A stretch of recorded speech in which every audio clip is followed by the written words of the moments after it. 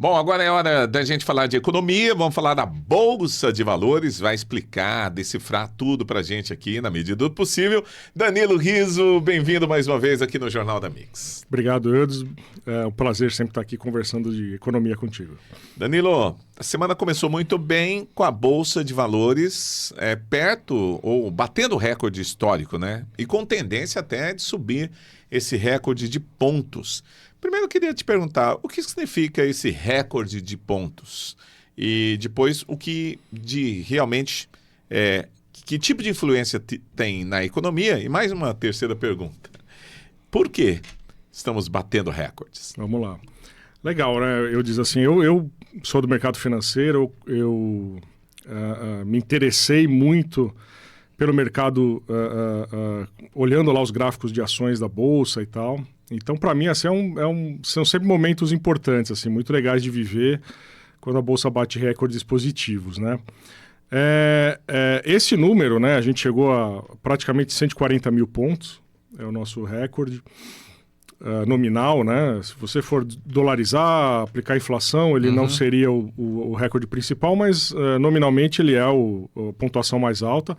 Ele é a soma do valor de todas as empresas que estão na Bolsa. Né? Então, cada empresa tem o seu valor dentro do mercado e ela tem um peso dentro da Bolsa de Valores. Né? Por exemplo, Itaú, Petrobras, Vale são empresas bastante valiosas para o índice da Bolsa e a soma de tudo isso totaliza esses 140 mil pontos.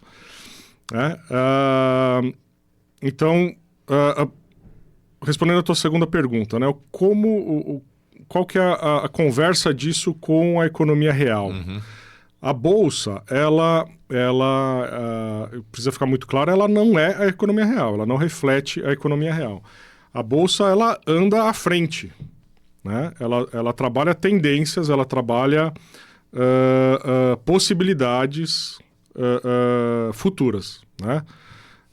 Tanto que antigamente, né, hoje a nossa bolsa chama B3, né, que é a empresa que administra, mas ela era a antiga bolsa de mercadorias e futuros, né? Então, mercadorias, ou seja, as commodities que eram negociadas e os futuros, ou seja, o preço dessas coisas estará no futuro.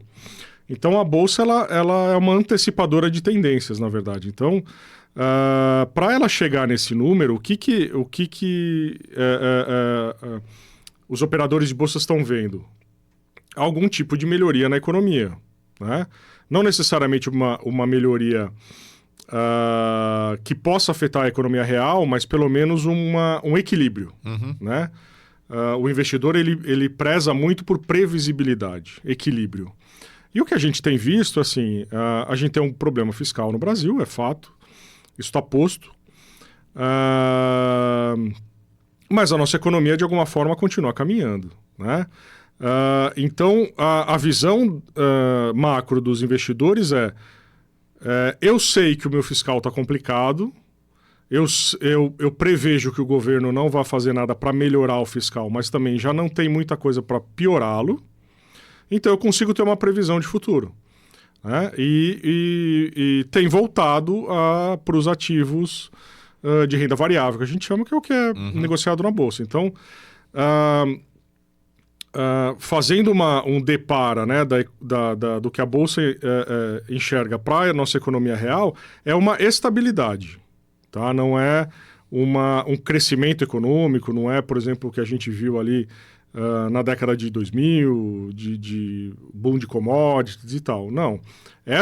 Esse aumento, né, esse recorde de Bolsa, ele é explicado muito por essa previsibilidade do nosso fiscal e também pela saída de dinheiro dos Estados Unidos por conta das medidas do Trump, tarifaço,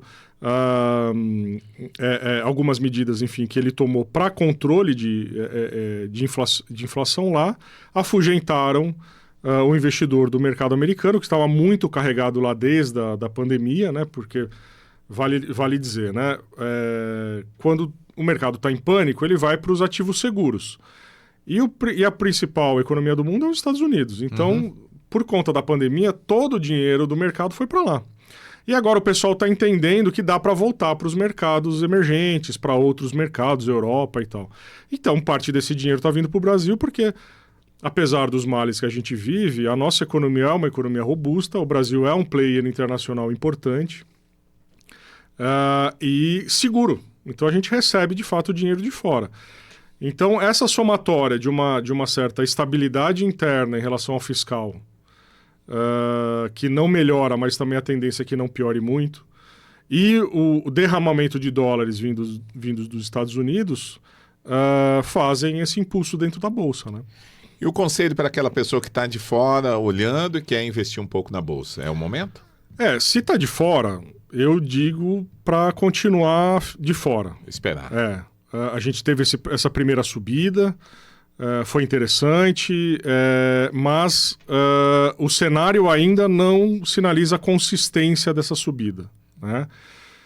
Hoje de manhã, por acaso, eu estava discutindo com alguns analistas lá da Genial em São Paulo e eles estavam dizendo o seguinte: se o Brasil controlar o fiscal, se a gente tiver uma redução de gastos públicos ao longo aí de 2025 e 2026, o Banco Central já dizendo que deve parar a subida de juros, a gente vai ficar em 14,75 durante algum tempo, com um viés de baixa no ano que vem. Esse cenário se montando, se de fato o governo resolver cortar gastos, é bem possível que em 2026 o Brasil volte a ter o que a gente chama de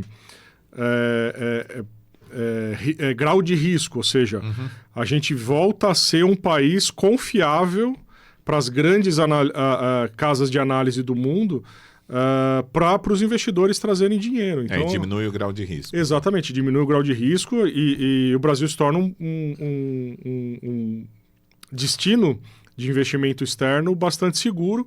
E aí sim a gente vai ver de fato um boom na Bolsa, porque aí o dinheiro vem em larga escala para cá, a gente deixa para trás alguns países que hoje competem com a gente, Colômbia, México, a própria Argentina, e aí a gente vai ver um derramamento de dinheiro aqui. Então, se a lição de casa interna for feita adequadamente ao longo desse ano de 2026, a chance da gente ter um boom na Bolsa o ano que vem é bastante grande.